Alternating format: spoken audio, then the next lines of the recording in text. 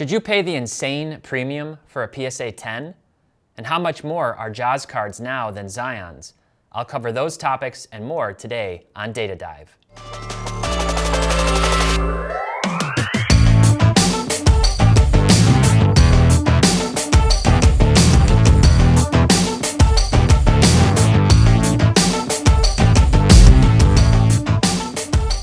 Hey everyone, welcome back to another Data Dive. My name is Tyler Nethercott, better known as Teapot, and this week I'm responding to your recent requests. I've been getting messages on Instagram, Discord, and via email about how to best take advantage of our intelligence reports in market movers.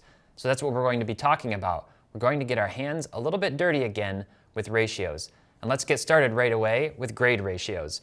So what I've done here is I'm in market movers. I've gone over to the intelligence reports tab, and as a quick tip, you can always open up this menu to see exactly what each of these things are called. You can collapse it down and see just the thumbnails once you get used to navigating the product. And I've gone to grade ratios, and it's going to step you through here these different prompts initially on the filters. So what I've done is I'm comparing PSA 10 to PSA 9. So I want to compare the value of a PSA 10 card in the exact same card to a PSA 9. And then I've gone down and selected the year 2020. And I've selected two different sets just to compare 2020 Topps Baseball and 2020 Topps Chrome Baseball. And what I'm looking for here is I've got a few different tabs. First of all, I've toggled on rookie cards only. Sometimes you'll see different outliers for rookies and non-rookie veteran cards. So I like to look at rookies only, and I've gone to the 14-day average. And what that means is it's going to be looking at the average prices for each of these cards over that time range. I think that 2 weeks is a really nice time range for a lot of players to compare their prices, to have more than just a single sale as a potential outlier. And you can kind of scroll down and it gives you some data right here. This is going to tell you, this average is a really important number, that the average price premium markup for a PSA 10 over a PSA 9 for these two sets in particular is right around 3.15. And that's what we're seeing on a lot of sets now. In general, if you come in here and you do this kind of research and you look at different sets, overall, that number has moved much closer down to like 3 for a lot of different sets, a lot of cards. It was at one point pushing up to like 3.4, even as high as 3.75. In some cases, 4x normalized, not in an outlier situation, but normalized.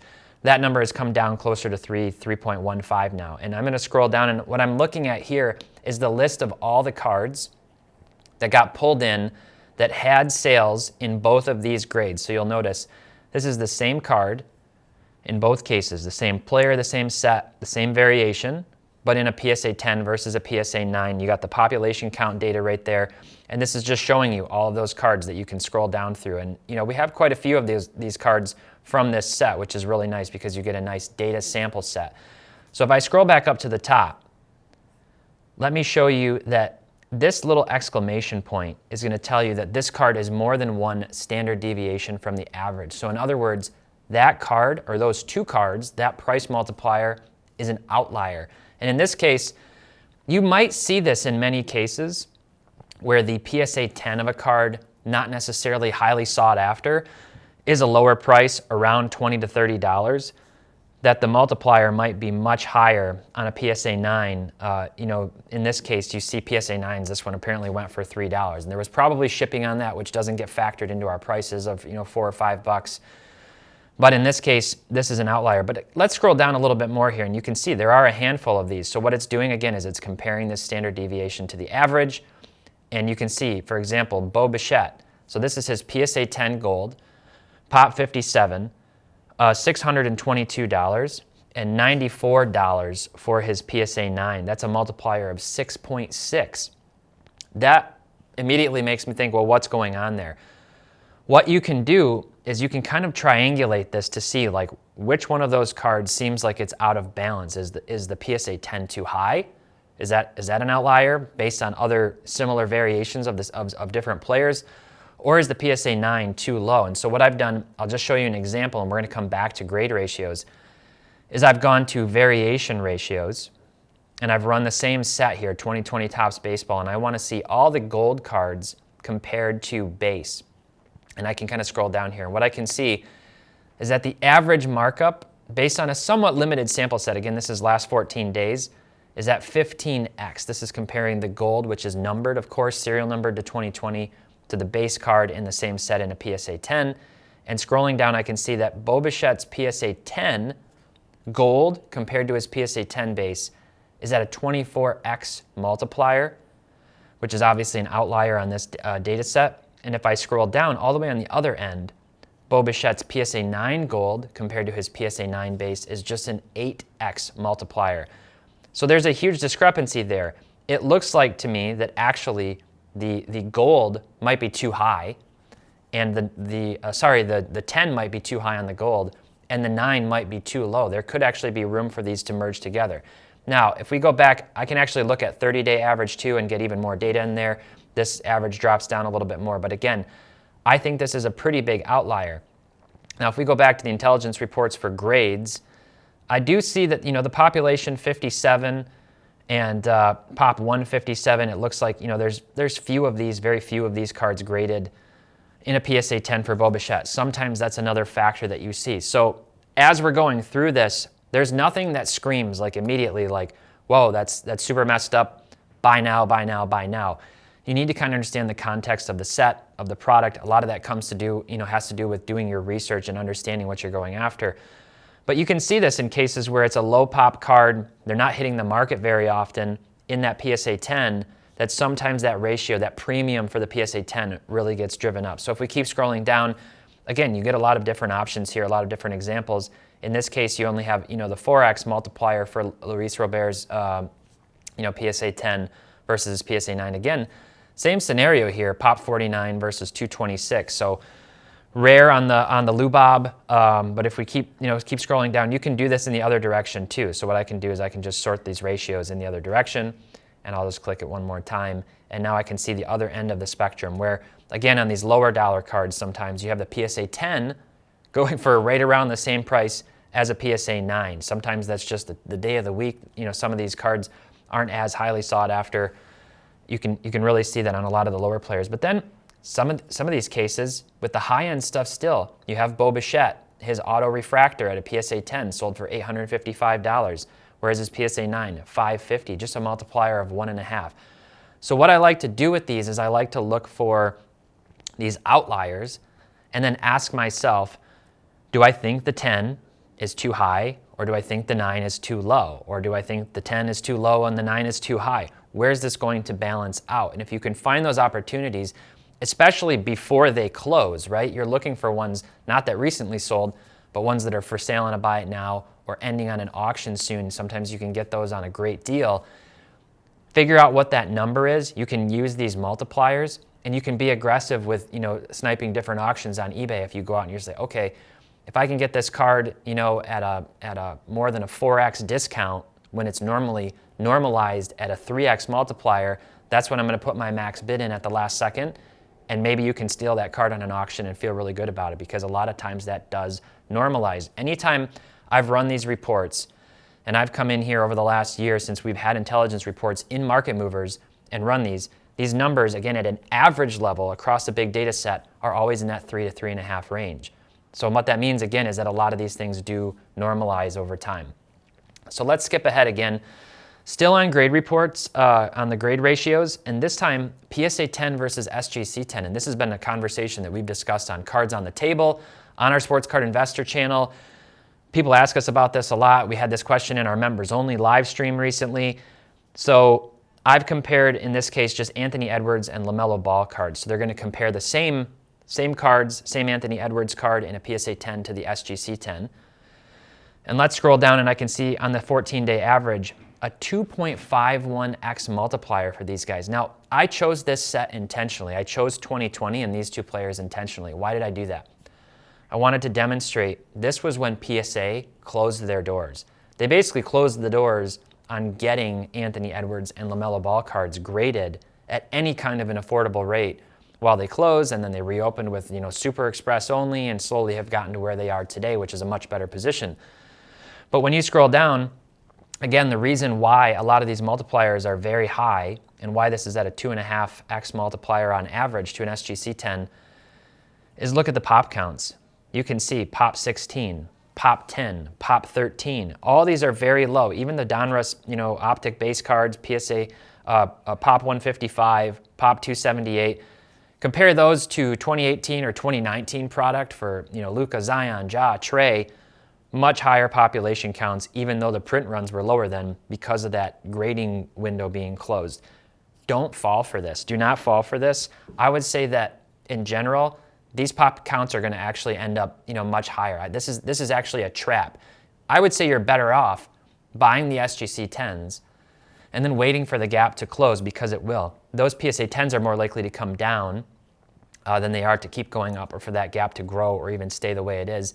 Likewise, the SGC 10 could go up more over time. The SGC cards are the first ones to market typically, especially on these more base cards, on these more commodity cards. There's a faster turnaround from SGC, or at least historically there has been. And there's a lower risk then with these lower dollar cards that, you can get them graded and you're not going to lose your shirt at paying $50 or $100 a card to get them graded. So this is an example from 2020 where that price was around 2.51 on the multiplier, which is seriously absolutely crazy. Now let's go to 2019 for Zion and Ja. You can see a little bit more normalized at 1.63x, but to me that's still really somewhat ludicrous. SGC 10s are actually harder to get than a PSA 10. I did an episode on this comparing gem rates a few weeks back. If you go to gemrate.com, you can compare the same cards and you can see an SGC 10 might have a gem rate of around 30%. The same card with PSA might have a gem rate of 55 to 65% for a PSA 10. So what it's telling me is that getting an SGC 10 is definitely harder than getting a PSA 10. PSA has the 10 and the 9. SGC scales it with the 9.5 in the middle, and that's where you get some of these discrepancies. So these premiums, to me, they don't make a lot of sense. So you can make a decision. Invest in SGC slabs and wait for that gap to close, which I do think there's potential to happen. Or you can buy an SGC 10 on a more premium card, crack it, cross it over to PSA if you really think it has usually a pretty good chance of getting a 10 when you get an SGC 10 over to PSA, and then you can get the big multiplier on the secondary market. So that's totally up to you. Okay, now let's jump over to player ratios. So again, going over here, I'm going to go to player ratios. I'm going to skip and come back to variation ratios. And in this case, what I've done is I'm comparing Ja Morant's rookie cards to Zion Williamson's rookie cards. So 2019, and then I just put in PSA 10-9, BGS 9.5, and SGC 10, basically the key graded versions of their cards. Sometimes raw cards can skew things in a different direction.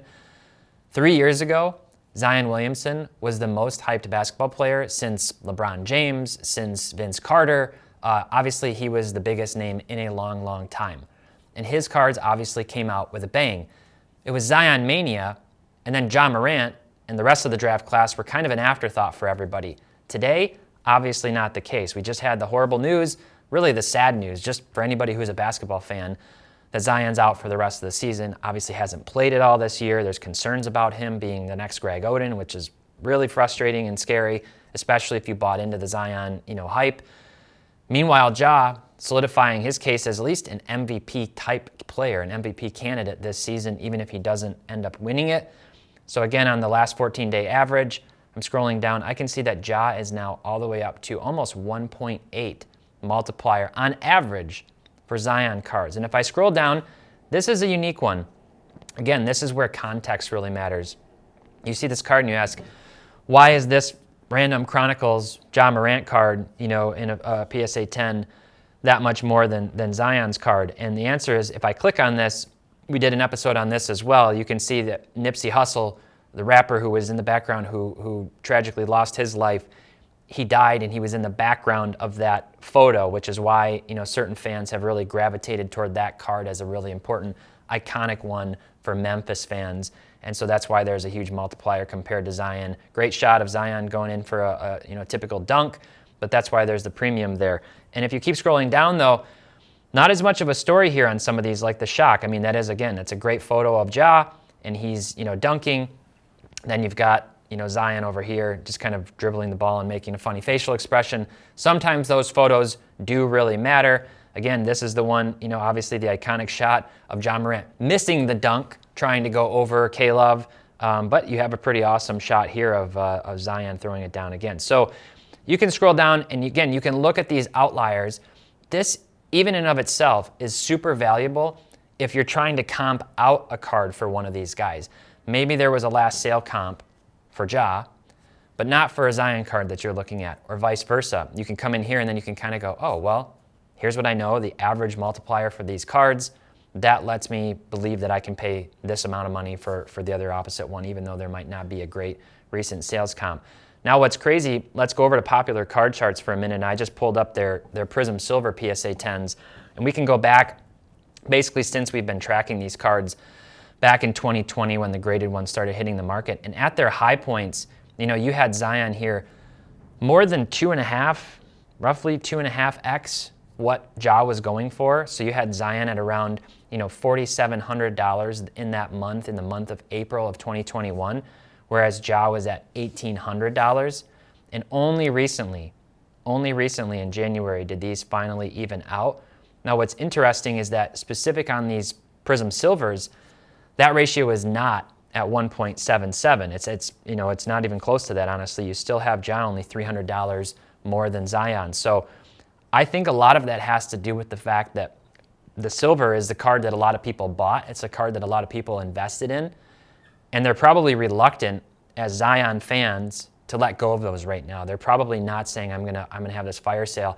I'm gonna hold my breath because I'm really committed into this card and hope that he comes back next year dunking and scoring with, you know, historic efficiency like he was last season. And I think that's the story here with these two cards. But really valuable to be able to look at player ratios and understand how two comparable players compare to each other from the same draft class.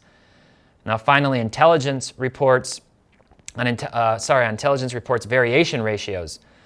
So if you come down here, this middle option, variation ratios, you can put in a set. So I've put in 2018 Prism Basketball, and then I put in Prism Silver compared to the Pink Ice. And Pink Ice is one that I'm a big fan of. I think the Ice cards in general look really awesome, especially with some of the different jerseys. And I put in graded cards only, rookie cards only. Scroll down and I can see on average a 1.7 multiplier for the Silvers over the Pink Ice. Now, does that make any sense? Personally, I don't think so. And if I'm investing and I'm buying these cards long term and I think one of them has the opportunity to outperform the other, at a multiplier like that, I think the Pink Ices stand a better shot, especially from different years where the pops are much, much higher for specific players. Like look at some of these and you can see the Bagley at pop 1679 versus pop 80. You know, you've got Michael Porter Jr. at almost 2100 compared to 427. You've got Colin Sexton, 1,200 compared to 162. And we can just keep scrolling down the list. And here, you know, you can see Luka, again, $2,600 for Luka's Prism Silver, $1,300 for his Pink Ice. And these numbers were even more drastically separated previously. The Pink Ice, I know, has hovered up around $3,200. I actually had one that I sold last year around $3,200. Whereas his silver was up over $8,000, maybe $9,000. And the nice thing that you can do here is you can actually click on this. And if you click chart this card, it's actually going to take you out to the chart and show you both of those cards. So you can go back and you can look at, you know, the last 365. Another thing that I like to do, I did this on the other chart, is just kind of average it out by month. And you can get a sense of what those high points were. Again, here, $8,125 compared to $2,800. So that gap was even bigger at one point, which just kind of goes to show you that the gap has closed on the Pink Ice. It hasn't lost as much value over time as the market has corrected as that Prism Silver has. So those are how you can use variation ratios. Go in and pick a set, figure out what the multipliers are. Again, this can help with negotiations. This can help with just finding unique opportunities. Sort and look at the outliers and then ask yourself the question, is one of these potentially a great buy opportunity? All right, that does it for today's video. A pretty short one, and hopefully that was a good overview of how you can use the various ratios in the intelligence reports and market movers to do some deeper research and to kind of look for unique opportunities. I know that's a bit analytical, it's a bit nerdy. I love this stuff, and I know that many of you do too. So hopefully, again, that was a really good understanding of some of the ways that I like to look into these intelligence numbers and get an opportunity of where I can buy things. And if you're interested in market movers, please visit marketmoversapp.com and use the promo code TRIAL to get your first 7 days absolutely free. We've got a free mobile app that you can try out as well. So check out Market Movers. We'd love to have you as part of our community. Thank you so much for watching, and until next time, happy investing.